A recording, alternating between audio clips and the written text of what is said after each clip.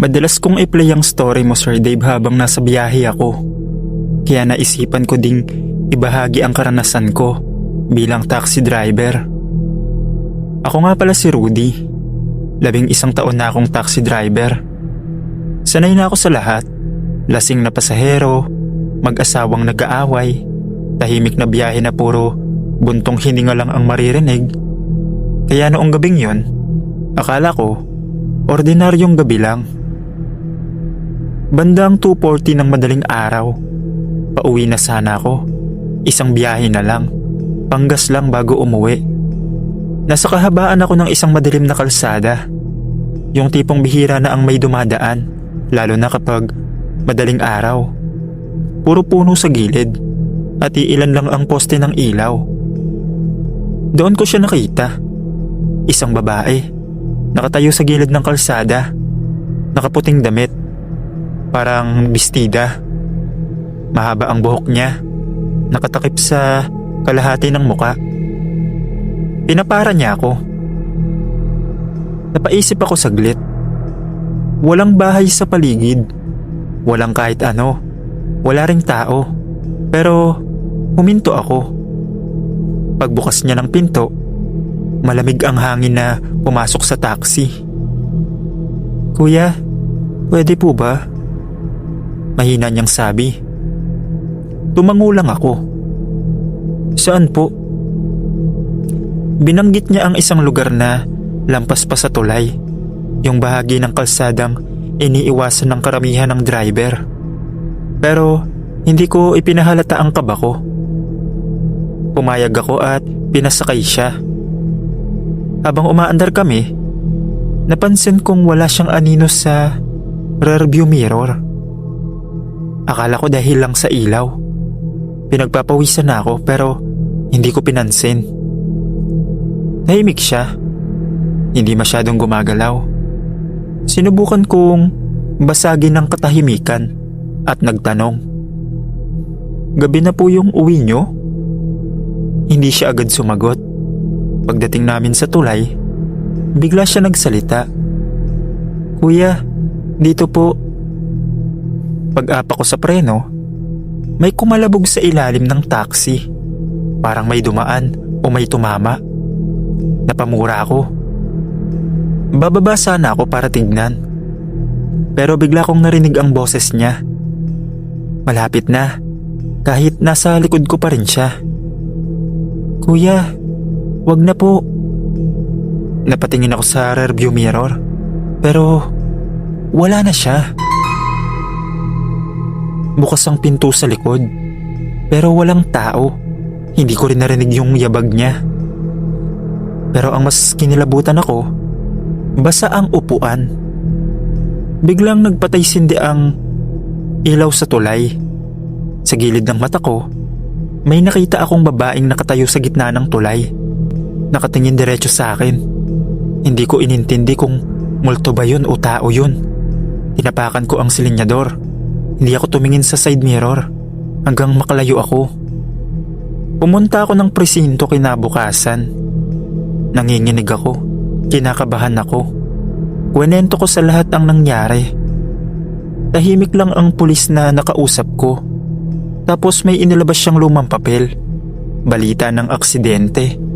Isang babae ang nasagasaan sa tulay. Madaling araw, nakaputing damit na parang bestida. Humihingi raw ng tulong, pero walang tumulong. At nang may isang taxi na huminto sa kanya para tulungan siya, hindi na rin siya umabot sa ospital. Simula nung maranasan ko ang karanasan ko sa lugar na yun, hindi na ulit ako bumiyahe ng madaling araw.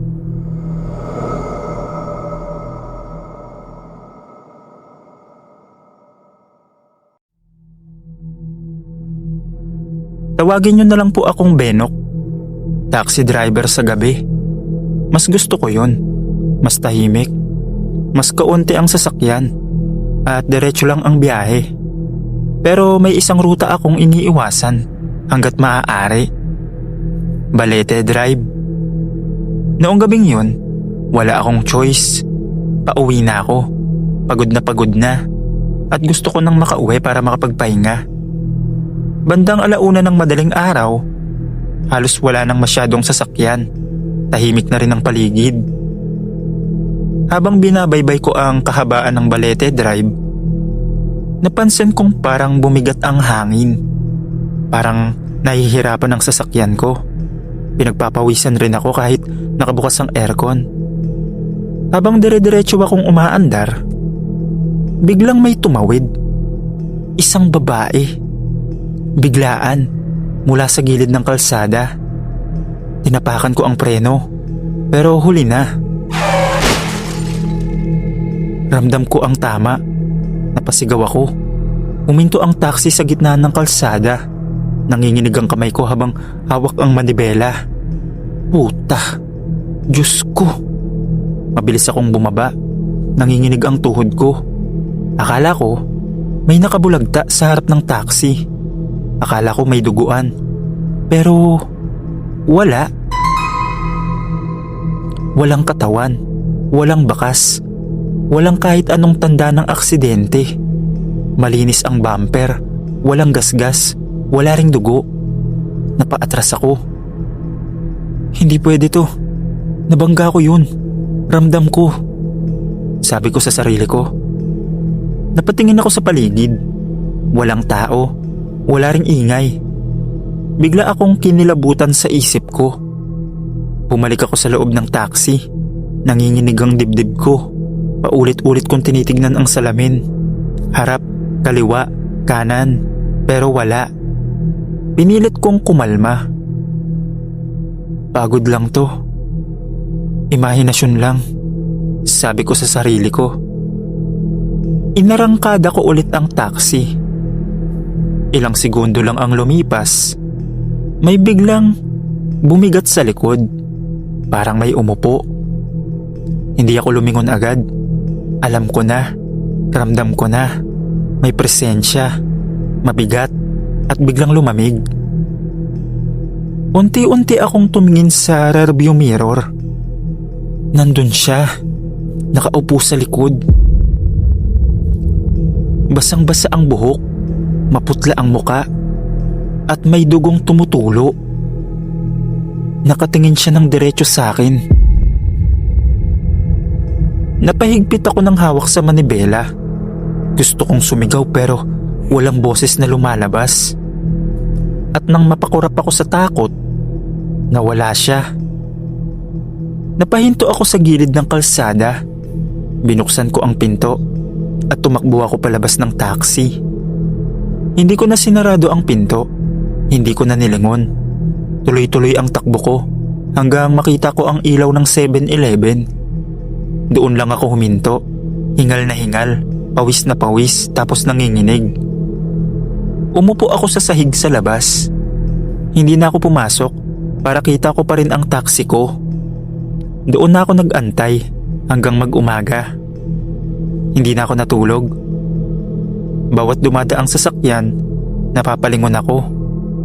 Pagsikat ng araw, saka lang ako nagkalakas ng loob bumalik.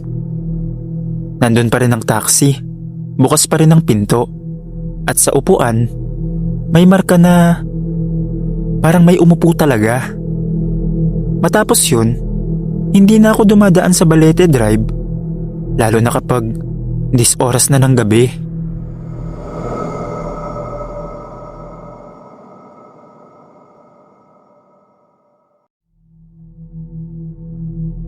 Ako si Dante, taxi driver. Gabi ako bumabiyahe at kabisado ko na halos lahat ng ruta sa Maynila at karatig probinsya. Pero may isang biyahe ako na hindi ko makalimutan. At sana hindi na maulit kahit kanino. Bandang 2:00 ng madaling araw, may pumara sa akin sa isang madilim na bahagi ng kalsada sa Maynila. Isang babae, mahaba ang buhok, payat ang katawan at nakaitim. Tahimik siya, parang pagod na pagod. Sa San Mateo po, mahina niyang sabi. Nag-alinlangan ako. Alam ko yung lugar na yon. Liblib, paakyat, halos walang masyadong ilaw. Pero kailangan ko ng kita at mukha naman siyang normal, kaya pumayag ako. Habang papalayo kami sa city, nawawala na ang mga bahay. Napapalitan ng puno at bangin. Humihina rin ang signal ng radyo. Tanging ingay ng makina ang naririnig ko. Napansin kong amoy lupa sa loob ng taxi. Masakit sa ilong. Sinilip ko siya sa rearview mirror. Hindi siya gumagalaw. "Ma'am, malayo pa po ba?" Tanong ko. Ngumiti siya. Pero kakaiba ang ngiti niya. "Malapit na po," sagot niya. Pagdating namin sa isang bahagi ng kalsada na halos lupa na lang, bigla niyang sinabing, "Dito na." Huminto ako. Walang bahay doon. Wala ring poste ng ilaw. Puno lang at kadiliman. "Ma'am, sigurado po ba?" Hindi ko na natapos. Narinig ko ang parang pagkamot ng kuko sa upuan. Isang mahabang kalmot. Napatingin ako sa salamin.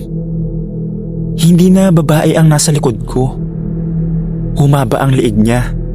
Nagliwanag ang mga mata. Namumula. Bumuka ang bibig niya ng hindi normal.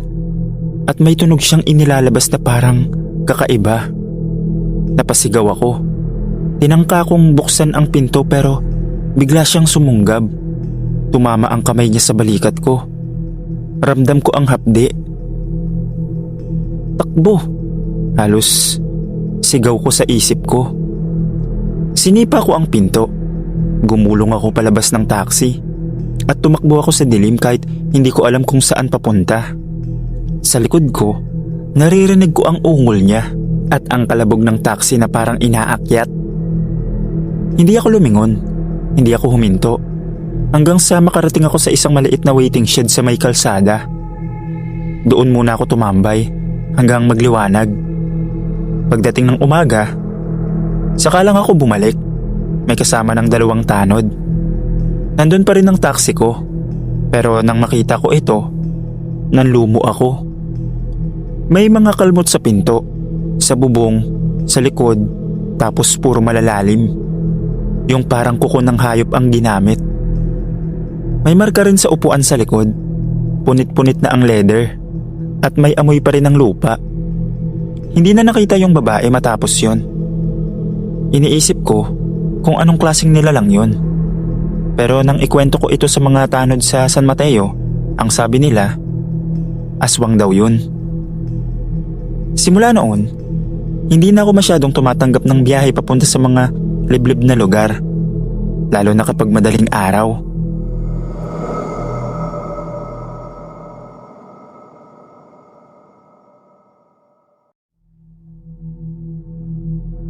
Ako si Makmak, bagong seaman. At ito ang unang kontrata ko sa barko.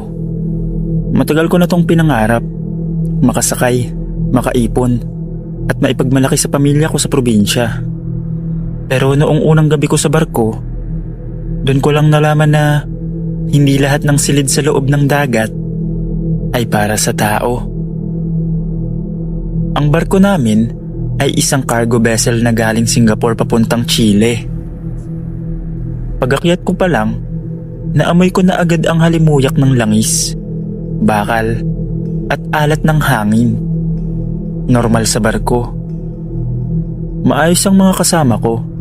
Puro veterano. Kaya ako lang talaga ang greenhorn. Pagdating ng shipmate, binigyan ako ng susi sa aking magiging kabina. Doon ka sa ilalim ng deck, banda sa dulo ng hallway, malapit sa lumang storage, sabi niya. Tuwang-tuwa ako kasi may sarili akong kwarto. Medyo masikip, oo, pero may kama, maliit na mesa, at isang porthole na halos di mo mabuksan dahil kalawangin na. Pero sapat na para sa akin. Pagpasok ko, medyo malamig sa loob kahit wala namang aircon. Tinignan ko ang paligid. May lumang larawan ng barko na nakasabit sa dingding. At may maliit na krusipilyo sa itaas ng kama.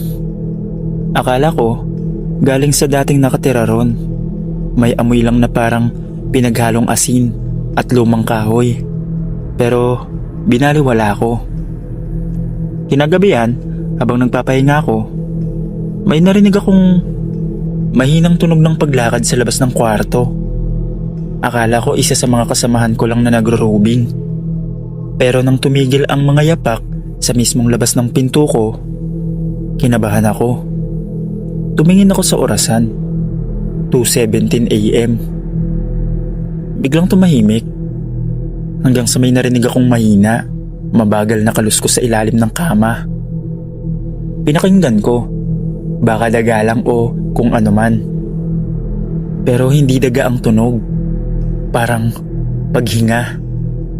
Mabagal, malalim, parang galing sa loob ng pader. Tumayo ako, lumapit sa kama, at dahan-dahan kong inangat ang bedsheet. Wala. Natawa pa nga ako sa sarili ko.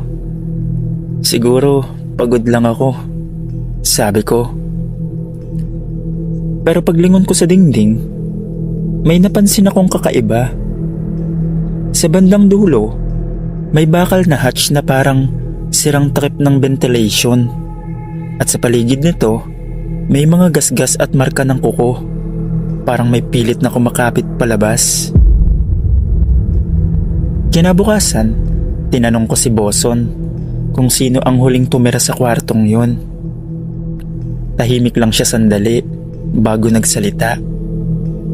Huwag mo na lang masyadong pansinin kung may mararamdaman ka dyan. Basta huwag kang lalabas pag madaling araw. At huwag mong tatanggalin yung krus sa dingding kahit anong mangyari. Natahimik ako. Bakit kailangan kong huwag tanggalin yun? At bakit parang takot siya habang sinasabi yun? Pagbalik ko sa kabina, tinignan ko ulit ang krus. Napansin kong may maliit na talsik ng kalawang o dugo sa likod nito. At sa mismong likod ng dingding, may mahinang kalabog. Parang may kumakatok mula sa kabilang side. Kinabukasan, parang normal lang lahat. Pero mula ng gabing yun, hindi na ako mapakali sa kabina ko. Tuwing gabi, eksaktong 2:00, naririnig ko na naman yung paghinga sa ilalim ng kama. Mabagal at malalim. Minsan, may kasunod na mahinang boses. Parang bulong na hindi ko maintindihan. Isang gabi, habang nag-aayos ako ng uniform, biglang umilaw at namatay ang ilaw sa kisame. Pagbukas ulit, napansin kong nakasabit na ng pabaliktad ang krus sa dingding. Nanindig ang balahibo ko. Agad kong ibinalik sa dati. Pero habang hinahawakan ko yung krus, naramdaman kong mainit ang metal. Parang bagong galing sa apoy. Tapos mula sa ilalim ng kama, may kumalabog. Sabay may amoy ng nabubulok na isda at langis. Nang silipin ko, wala. Pero ang sahig, basa, parang may tumutulong tubig. Bigla ko narinig ang mahinang tunog ng kalansing ng kadena. Tapos kumalabog ulit yung hatch sa sulok ng pader. Nilapitan ko, dahan-dahan. Habang inilalapit ko ang ilaw, may narinig akong pagkaskas ng kuko sa bakal at isang tinig na halos hindi boses tao. Mainit pa rito. Mainit pa rin. Doon na ako umatras. Sinubukan kong tumakbo palabas. Pero paghawak ko sa pinto, hindi bumubukas. Nilakasan ko. Sinipa ko. Pero parang may humahawak sa kabila. Maya-maya, may mabigat na akbang mula sa ilalim ng kama, papunta sa akin. Napaatras ako hanggang sa sulok. Nang tumigil ang mga yapak, nakita ko sa ilalim ng liwanag ng flashlight, may paa, basang-basa, may kalawang at may marka ng kadena sa bukong-bukong. Unti-unting lumalabas ang isang anino. Dahan-dahan, hanggang sa makita ko ang kalahating katawan ng lalaki na may balat na namumutla, puno ng sugat at langis. At ang muka, Walang mata. Puro butas lang. Ngumisi siya. Sabay lumapit sa akin ng paunti-unti. Habang naglalakad siya, pumapatak ang tubig mula sa katawan niya. At sa bawat patak, may tunog na parang nag-aapoy na langis. Sinigawan ko siya. Anong kailangan mo? Ngunit sumagot siya ng paos. Yung kabina, akin to. Pagkasabi niya nun, nagsindi mag-isa ang lahat ng ilaw sa kwarto. Sabay umalingaw-ngaw ang tunog ng alarm sa hallway. Bumukas bigla ang pinto at nakita ako ni Boson. Halos walang kulay ang mukha ko. Pagpasok niya, wala na ang nilalang. Pero basa ang sahig at nakabukas ang hatch na dati ay kalawangin at sarado. Pagkatapos ng insidenteng yon, dinala ako ng kapitan sa bridge. Habang nanginginig pa rin ako, tinanong ko kung anong kwento sa kabina ko. Sabi ni Boson, yung kwartong yan, dati tirahan ng isang oiler. Nahulog sa ilalim habang nag-aayos ng pump valve. Hindi na nahanap yung katawan niya. Hanggang isang araw, bumalik yung amoy ng langis sa loob ng kabina. Kaya simula nun, di na tinirahan ng kahit sino. Hindi ko maintindihan. Kasi alam naman pala nilang may ganong background yung kabina na yun. Pero ayun pa rin ang binigay sa akin. Hindi ko alam, siguro dahil bago pa lang ako. Pero matapos yun, nilipat na ako ng kabina at naging maayos naman na ang pagtatrabaho ko sa barkong yun. Hanggang dito na lang po, Sir Dave. Salamat sa pagbasa ng kwento kong mapili. More power sa PNT Stories.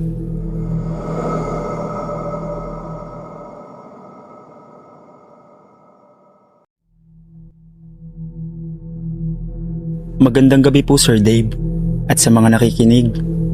Ako si Ricky, isang seaman na madalas maglayag dito lang sa Pilipinas. Mga ruta mula Batangas papunta sa Romblon at minsan hanggang Iloilo. Hindi ito tulad ng mga malalaking barkong pang-internasyonal. Mas maliit, mas tahimik, pero mas ramdam mo ang dagat. Panahon yun ng kalagitnaan ng Hunyo, tag-ulan, at medyo masungit ang panahon. Pero sanay na kami sa ganitong biyahe. Maaga kaming umalis mula Batangas Port, bandang 2:00 ng madaling araw. Ako ang naka-duty sa lockout. Trabaho kong magmasid habang naglalayag ang barko. Tahimik ang lahat. Karamihan sa mga kasama ko ay natutulog pa sa bunks, habang ang kapitan ay nakatingin sa radar. Nakaupo ako sa harapan ng bow. Ang tanging maririnig mo ay hampas ng alon at bakal at ugong ng makina. Pero habang papalapit kami sa kalagitnaan ng laot, may kakaibang liwanag akong napansin sa di kalayuan. Isang kumikislap na ginto sa ibabaw ng tubig. Akala ko nung una ay ilaw ng ibang barko. Pero kakaiba ang kulay. Hindi puti, hindi dilaw. Ginto, parang liwanag ng araw. Kahit madaling araw pa lang.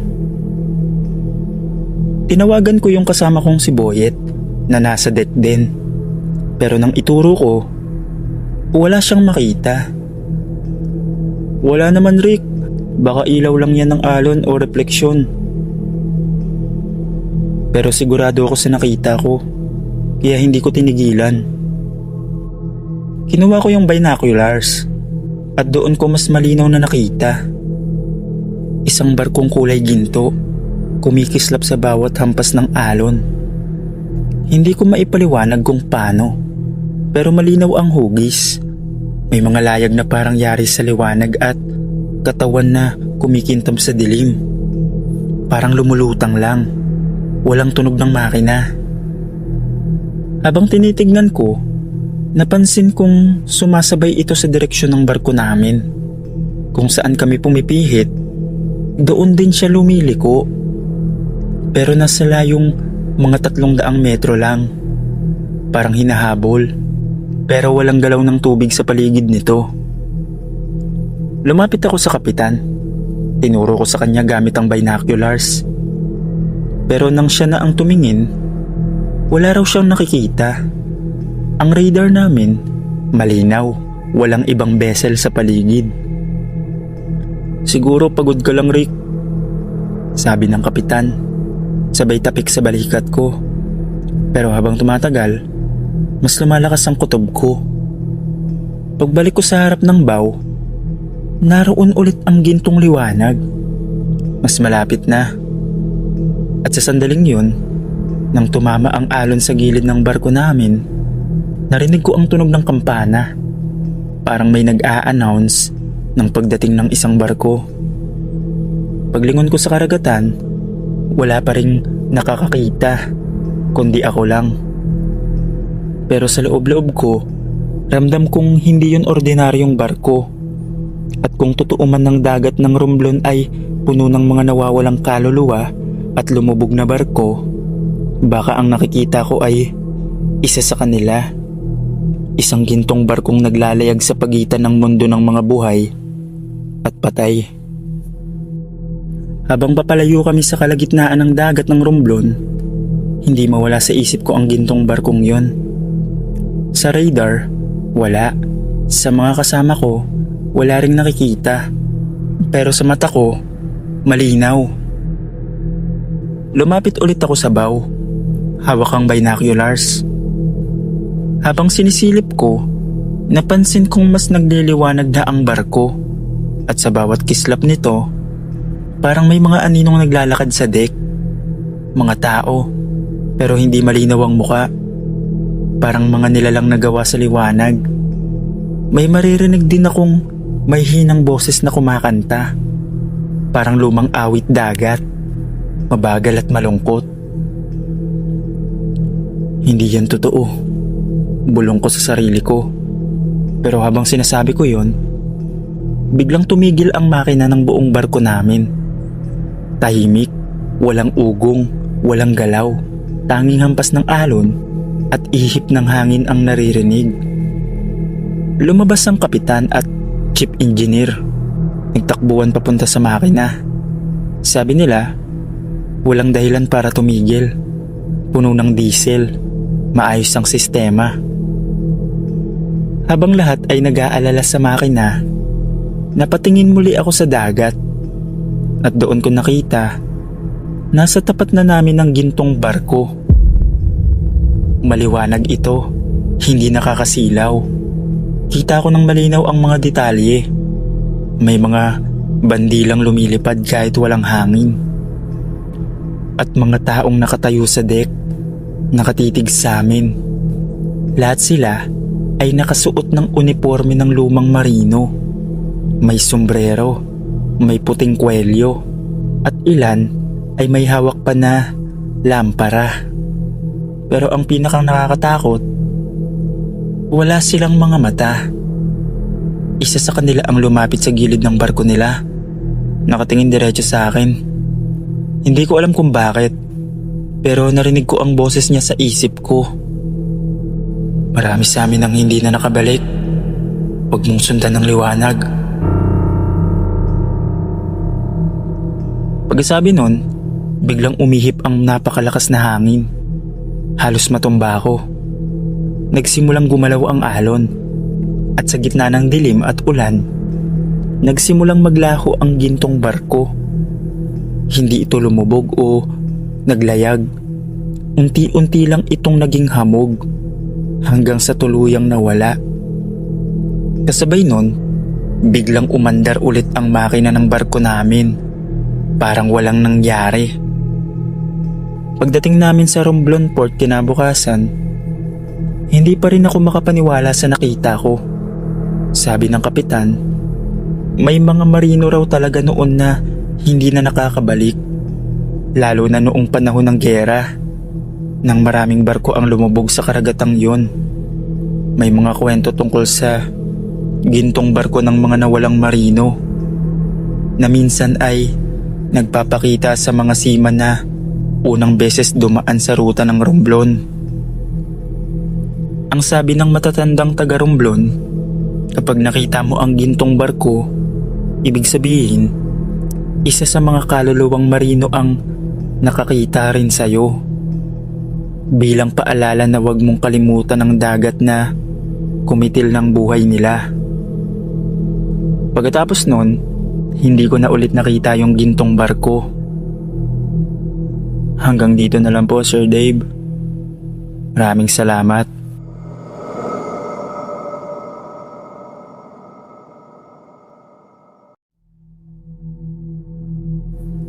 Isang magandang hapon po, Sir Dave. May kwento ako. Sana po masama sa mga stories nyo dito sa YouTube. Tawagin nyo na lang po akong Jeric. Matagal na ako nag-uukay. Halos bawat linggo, umiikot ako sa iba't ibang palengke para lang makahanap ng mga rare o vintage na piraso. Pero may isang karanasan ako na hanggang ngayon, kahit ilang taon na, hindi pa rin mawala sa isipan ko. Hindi ko rin alam kung paano ko ipapaliwanag nang hindi ako mapagkakamalang siraulo. Noong Nobyembre 2018, nagpunta ako sa isang lumang palengke sa may Bulacan. Walang masyadong tao kasi tanghali at maulan. Habang naglalakad ako sa masikip na daanan, napansin ko ang isang ukay shop na hindi ko pa nakikita dati. Hindi siya tulad ng karaniwang ukay.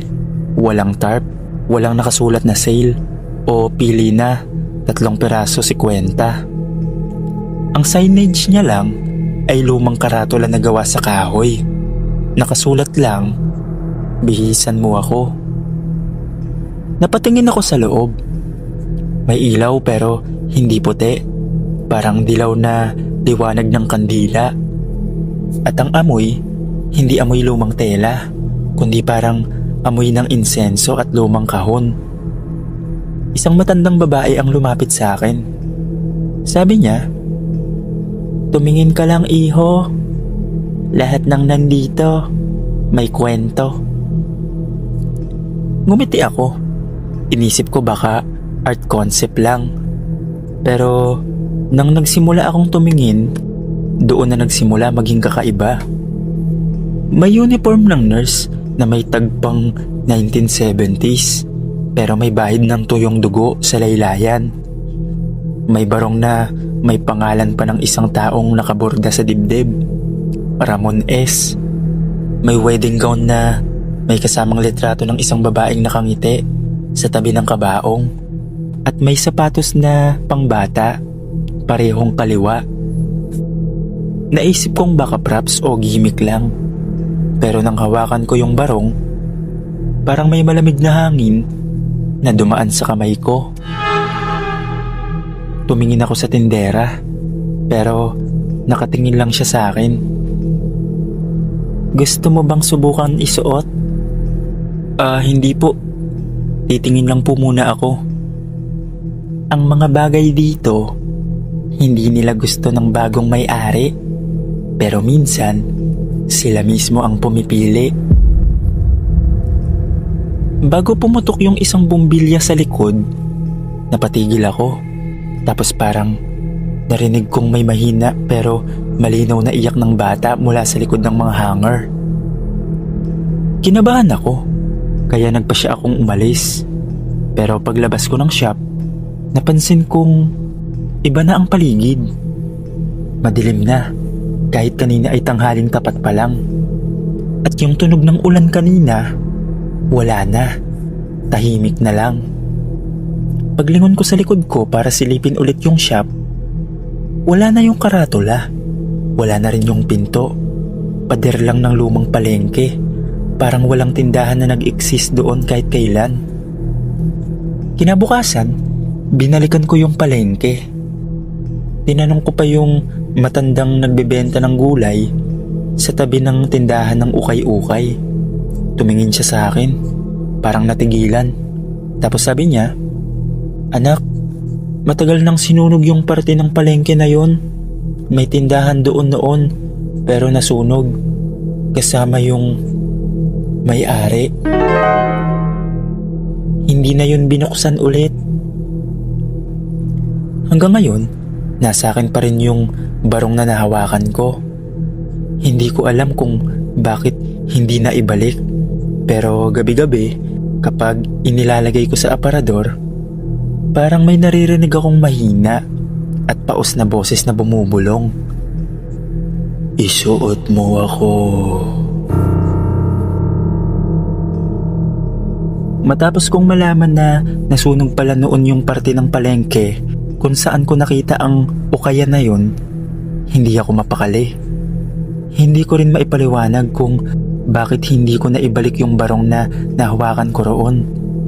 Para bang may humahawak sa kamay ko tuwing sinusubukan kong itapon. At sa bawat gabing pinipilit kong huwag isipin yun, lalo lang akong hindi makatulog. Noong gabing yun, mga 12:00 ng madaling araw, may narinig akong mahina pero malinaw na tunog ng tela na parang nilalamas o hinahaplos. Akala ko noong una, pusa lang. Pero nang tumingin ako sa aparador, bahagyang bumukas yung pinto. At doon ko nakita, nakausli ang manggas ng barong na parang may nagsuot at nakasabit lang sa loob. Pero ang problema, wala akong inilagay doon. Lumapit ako dahan-dahan at pagpasok ko ng kamay para isara ang pinto, bigla akong naramdaman yung malamig na palad na humawak din pabalik. Napaatras ako, bumukas ng tuluyan ang aparador at mula sa loob, bumagsak ang barong sa sahig.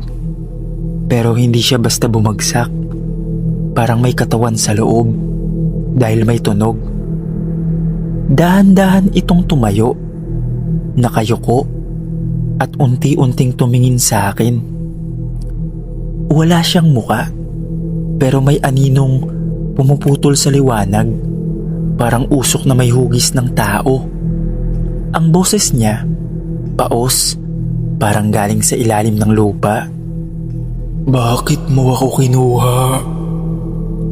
Hindi ako makasagot. Umatras ako papunta sa pintuan, pero nagsimulang gumapang yung barong sa sahig. Parang hinihila ako pabalik. Lahat ng ilaw sa bahay, sabay-sabay na nagpapatay sindi. At sa bawat kislap, nakikita ko siya.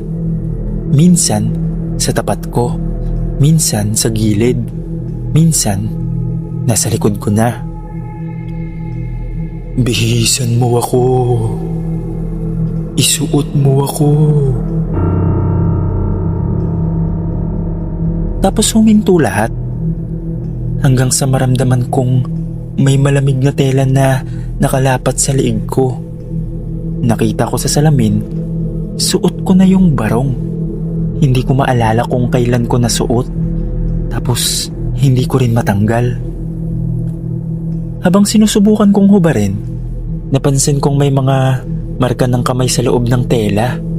Parang humahawak sa akin mula sa loob. Pilit akong pinipigilan. Nang tuluyan kong mapunit ang manggas, doon ko na lang nakita may pangalan na nakaborda sa loob. Ramon S. At sa ilalim, may nakasulat ng maliit at kulay pula. Property of the dead. Kinabukasan, dinala ko yung barong sa parehong palengke. Wala na talaga yung tindahan. Pero nung dumaan ako sa gilid, may nakita akong lumang larawan sa semento. Nakatupi, basa. Isa yung litrato ng matandang babaeng tindera. Katabi ang isang lalaking nakabarong. Parehong nakangiti. At sa likod ng larawan, may nakasulat, Bihisan mo ako, 1978. Mula noon, hindi na ako bumalik sa kahit anong ukay na hindi ko kilala. Hanggang dito na lang po, Sir Dave. Maraming salamat po.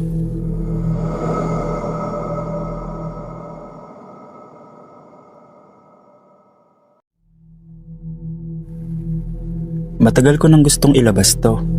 Hindi dahil gusto kong manakot, kundi dahil hanggang ngayon, kahit ilang taon na, hindi ko pa rin maipaliwanag kung anong nangyari noong bata pa ako. Ako si Arvin. Noong mga taong 2004, madalas akong isama ni Mama sa palengke tuwing Sabado. Habang siya bumibili ng gulay at isda, pinapayagan niya akong maglaro sa may bandang likod kung saan may mga ukay-ukay na tindahan. Maliit lang yung parte na yon, parang maze ng mga sabitan ng damit. Amoy alikabok at laging madilim kahit tanghaling tapat. Doon ko unang nakita si Lyra. Maganda siyang bata, kasing edad ko lang siguro, mga 7 o 8. Maputi, mahaba ang buhok, at suot-suot lagi yung lumang bestida na kulay asul na may puting lace sa dulo. Nakaupo siya sa tapat ng tindahan ng isang matandang babae na nagtitinda ng ukay. Tahimik lang siya pero nginitian niya ako nung dumaan ako. Sabi niya, "Gusto mo bang maglaro?" Ngumiti ako. At simula noon, tuwing Sabado, hinahanap ko na siya. Naglaro kami ng tagu-taguan sa pagitan ng mga sabitan, taya-tayaan sa gitna ng mga damit. Minsan, nagkukwentuhan pa kami habang nag-aantay kay Mama. Mabait siya, palangiti. Pero napansin kong lagi siyang malamig hawakan kahit tirik na tirik ang araw. Hindi ko na rin pinansin kasi bata pa ako noon. Akala ko, normal lang. Isang beses, habang naglalaro kami, tinanong ko siya kung saan siya nakatira. Sabi niya, "Diyan lang sa loob, katabi lang ng mga damit ni nanay." Akala ko ang ibig niyang sabihin, doon lang siya naglalaro sa tindahan ng nanay niya. Pero nang tumingin ako sa loob, ang nakita ko lang ay mga damit na nakasabit at isang lumang manikin na nakasuot ng bestidang katulad ng suot niya. Kinabahan ako. Natahimik ako saglit. Pero ngumiti siya at hinila ako. "Halika, taguan tayo sa likod. Huwag kang lalabas hanggat hindi ako sumisigaw." Pumikit ako habang nagtatago. Naririnig ko pa yung mga yapak niya sa sahig. Pagkalipas ng ilang minuto, tahimik na. Wala akong marinig kahit anong sigaw. Nang sumilip ako, wala na siya. Lumipas ang ilang oras bago dumating si Mama. Galit na galit kasi ang tagal kong nawala. Niyaya niya akong umuwi. Habang palabas kami, nadaanan namin yung tindahan kung saan ako madalas maglaro kasama si Lyra. Wala nang tindera, walang mga damit. Sarado na lahat. Tinanong ni Mama yung tindera sa katabing pwesto. "Ate, nasaan na po yung tindera rito? Yung may batang babae? Yung Lyra?" Biglang natigilan yung babae. "Lyra? Anak yun ni Aling Pina. Pero matagal nang patay yung bata. Nasunog sila dito. 3 taon na ang nakakalipas. Hindi mo ba alam?" Para akong nanglamig. Hindi ako makapagsalita. Paglingon ko, parang nakita kong may batang nakasilip sa likod ng saradong pwesto.